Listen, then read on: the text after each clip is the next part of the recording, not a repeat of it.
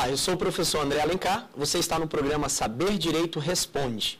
As suas dúvidas sobre o programa Saber Direito podem ser encaminhadas para o e-mail saberdireitoresponde@stf.jus.br.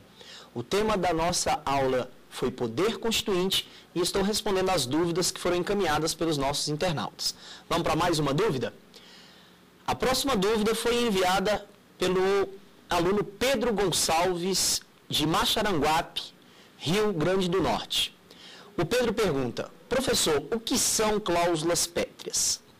Nós falamos um pouquinho desse tema na última pergunta, como limites ao poder de elaboração de emendas constitucionais. As emendas devem se submeter às cláusulas pétreas. E o que são cláusulas pétreas? São limites materiais à possibilidade de retirar aquele conteúdo do texto constitucional. Ou seja, são matérias inabolíveis. São cláusulas que evitam que a Constituição seja tão transfigurada que deixe de ser outra que não a que é. O Constituinte originário colocou limites à atividade do poder reformador, do poder de fazer emendas. As cláusulas pétreas são um desses limites, os limites materiais, limites de conteúdo. Por isso é possível se falar em emendas constitucionais e inconstitucionais, quando, por exemplo, elas firam as cláusulas pétreas. As cláusulas pétreas estão no artigo 60, parágrafo 4º, e sempre são abordadas em provas de concursos públicos. Você deve ter muita atenção com o tema das cláusulas pétreas. Lembrando, por fim, que as cláusulas pétreas não são garantia de imutabilidade absoluta.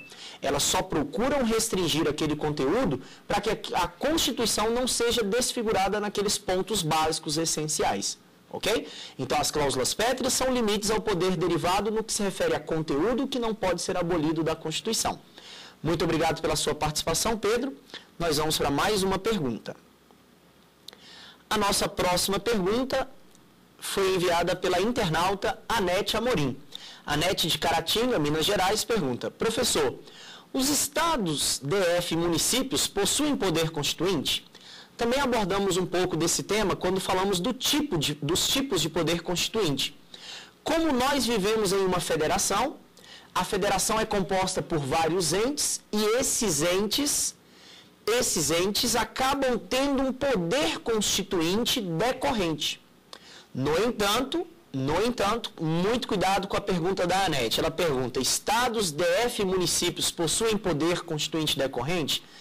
A jurisprudência do STF é no sentido de que o poder decorrente só alcança os estados e o DF, não chega aos municípios. Por que não? Porque os municípios teriam um poder de segundo grau, de terceiro grau. O poder dos estados e DF já é de segundo grau e o dos municípios seria de terceiro grau. Portanto, os municípios não possuem poder constituinte, os estados e DF possuem. Que poder é esse? Poder constituinte decorrente. Não se esqueça disso. Obrigado pela sua participação, Anete. Espero ter respondido sua dúvida. E vamos para a nossa última dúvida deste programa Saber Direito Responde. A pergunta que foi enviada pelo Giovanni Oliveira.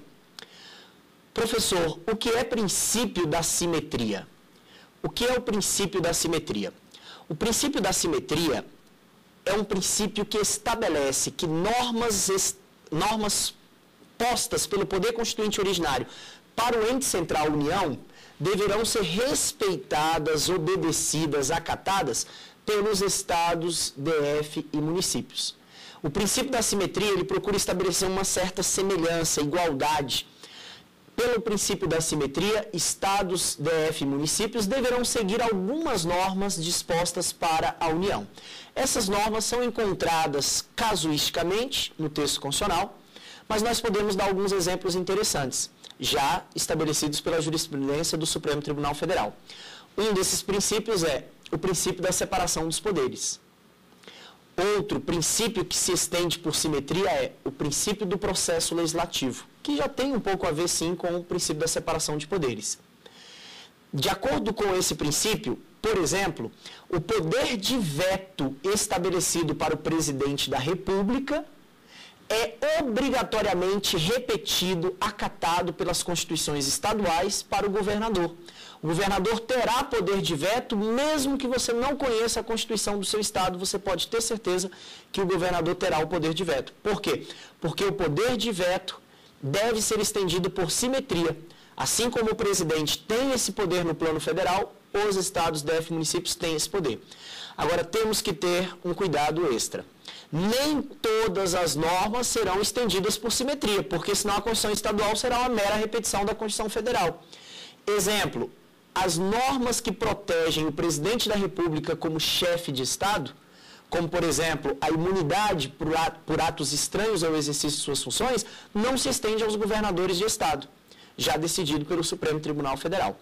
Então, o princípio da simetria quer estabelecer essa semelhança, essa similitude, essa aproximação quanto aos temas federais para o plano estadual, distrital e municipal. Obrigado pela sua participação, Giovanni. Espero ter respondido a sua dúvida. Essa foi a nossa última pergunta. Nós encerraremos o nosso programa Saber Direito Responde sobre o tema Poder Constituinte, mas você pode acompanhar ainda a programação da TV Justiça no site www.tvjustiça.jus.br, TV Justiça sem o cedilha, tudo junto, e pode encaminhar suas dúvidas, suas sugestões, seus questionamentos sobre as áreas do direito que são abordadas no programa Saber Direito. O e-mail do programa é saberdireitoresponde@stf.jus.br. Foi um imenso prazer estar com vocês essa semana e espero ter trazido alguns conhecimentos que possam ser úteis na sua vida como cidadão, como estudante, como profissional. Um grande abraço e até a próxima.